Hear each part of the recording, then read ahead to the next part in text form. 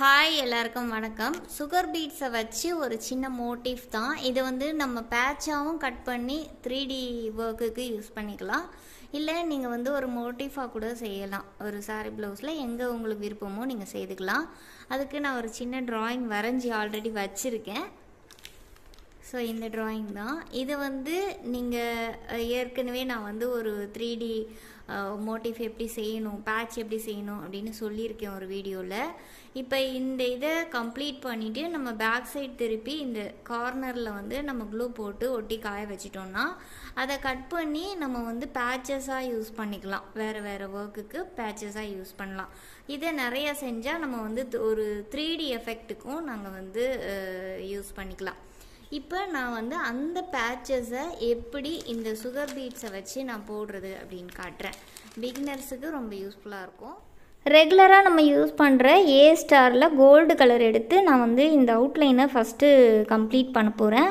அவுட்லைனில் நம்ம எந்த side இருந்தனாலும் start பண்ணலாம். பட் நான் பார்த்திங்கன்னா இந்த சென்டரில் இருந்து தான் ஸ்டார்ட் பண்ண போகிறேன். இதுக்கு ஃபஸ்ட்டு அவுட்லைன் கொடுக்க போகிறேன். அவுட்லைனுக்கு நான் ஏ ஸ்டார் கோல்டு தான் எடுத்திருக்கேன். இது எங்கேருந்து வேணாலும் நம்ம ஸ்டார்ட் பண்ணலாம். ஆனால் நான் சென்டர்லேருந்து தான் ஸ்டார்ட் பண்ண போகிறேன். சென்டர்லேருந்து ஸ்டார்ட் பண்ணால் நம்ம ஃபினிஷ் பண்ணுறதுக்கு ரொம்ப ஈஸியாக இருக்கும். அதனால தான் நூல் பார்த்திங்கன்னா நம்ம நார்மலாக தையல் மிஷினுக்கு யூஸ் பண்ணுறோம் இல்லையா, அந்த நூல் ப்ளூ கலர் எடுத்திருக்கேன். இந்த ட்ராயிங் நான் ஏன் பண்ணேன் அப்படின்னு பார்த்தீங்கன்னா, நம்மளோட ஃப்ரீ டைமில் இந்த மாதிரி டிசைன்ஸில் நிறைய பேட்சஸ்ஸு நிறைய கலர்ஸ்லாம் நம்ம செஞ்சு வச்சிட்டோம்னாலே ஆர்டர்ஸ் வரும்போது நமக்கு ரொம்ப சிம்பிளாகிடுச்சின்னு ஃபீல் ஆச்சுன்னா இந்த டிசைன்ஸ் பேட்சஸை நீங்கள் எடுத்து டேக் பண்ணிவிட்டு கொடுக்கலாம். அது ரொம்ப அட்ராக்டிவாகவும் இருக்கும், ரொம்ப கிராண்டாக நம்ம செஞ்சு கொடுத்த மாதிரியும் இருக்கும். அதனால தான் இப்படி ஒரு டிசைனை நான் செய்து காட்டுறேன். உங்களுக்கும் ஃப்ரீ டைம் இருக்கும்போது இந்த மாதிரி பேட்சஸை செஞ்சு வச்சுக்கோங்க. கொஞ்சம் நிறையவே செய்து வச்சிட்டிங்கன்னா யூஸ்ஃபுல்லாக இருக்கும். கலர்ஸ் எது அதிகமாக ஆர்டர் வருதோ ஒரு காமன் கலர் நீங்கள் போட்டு வச்சிங்கன்னா யூஸ்ஃபுல்லாக இருக்கும்.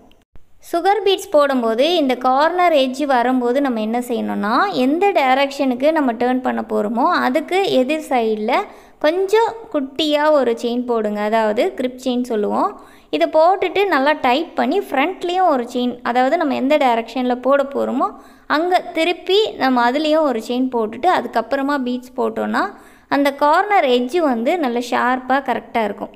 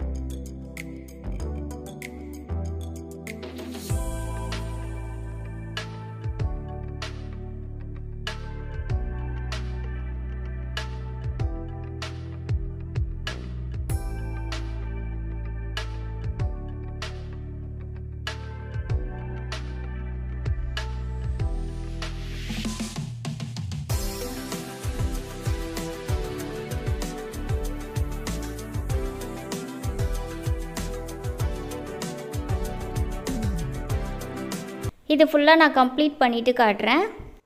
இப்போ கோல்டு கலர் சுகர் பீட்ஸ் ஃபுல்லாக அவுட்லைன் போட்டாச்சு. நெக்ஸ்ட்டு பர்பிள் போட போகிறேன். இது நான் அவுட்லைன் கொடுக்கல. எப்படின்னா உள் பக்கம் ஒரு பாதிக்கு இந்த கலர் கொடுக்க போகிறேன். வேறு ஏதாவது கலர் இருந்துச்சுன்னா இந்த சைடு பாதிக்கு வேறு கலர் கொடுக்கலாம். நான் இந்த கலர் மட்டும் இப்போதைக்கு கொடுக்குறேன்.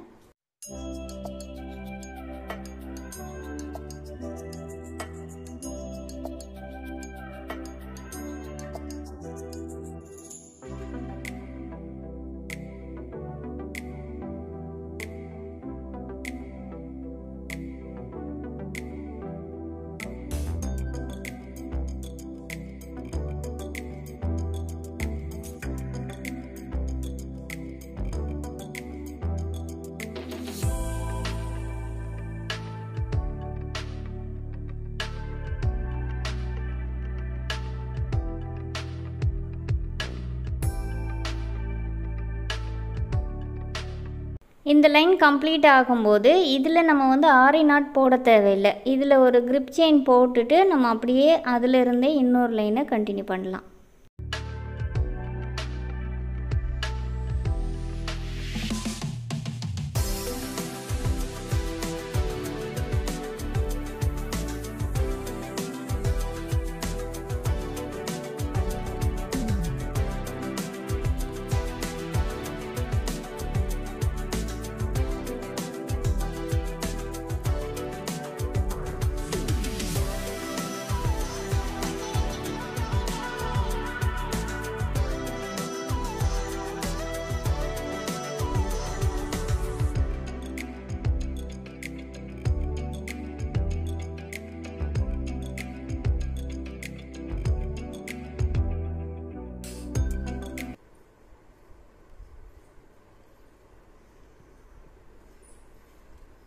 இப்போ 2 லைன் போட்டிருக்கேன். ஃபுல்லாக நான் வந்து ஃபில் பண்ணலை. நான் என்ன பிளான் பண்ணியிருக்கேன்னா 2 லைன் வந்து பர்பிளும் ஒரு லைன் வந்து இந்த கலர் கோல்டு, இந்த கலர் யூஸ் பண்ணலான்னு பார்த்தேன். பட் இது வந்து ரொம்ப டல்லாக இருக்குது. நான் வச்சு பார்த்துட்டேன். இங்கே பாருங்கள், சூட் ஆகலை. இது வந்து டார்க் கலர் ட்ரெஸ்ஸுக்கு நல்லாயிருக்கும். பட் இதுக்கு வந்து அவ்வளோவா எடுப்பாக இல்லை. அதனால் நான் வந்து ஒயிட் பேர்ல் வைக்க போகிறேன். இங்கே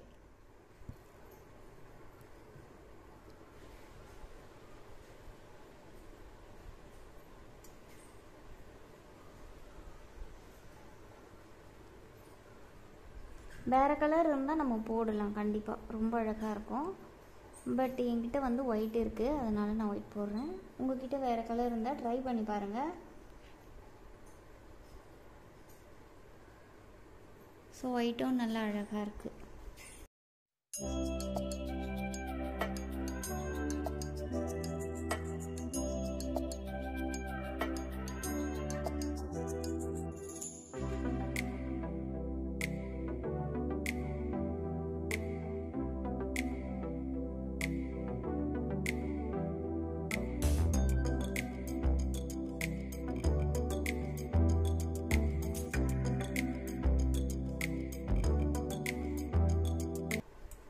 நம்ம வந்து ஒரு பீட்ஸை நெருக்கி வைக்கும்போது அந்த ஒரு இதழ் மாதிரி வருது பாருங்கள், அதோட ஷேப் மாறுது அப்படின்னா நம்ம அந்த பீட்ஸ் வைக்கக்கூடாது. ஓகேவா? அதோட ஷேப்பை வந்து நம்ம மாற்றிடக்கூடாது. இது ரொம்ப மெயினாக நீங்கள் பார்த்துக்கணும். கொஞ்சம் தான் கேப் தெரியுதுன்னா அதை விட்டுருங்க, அப்படியே இருக்கட்டும்.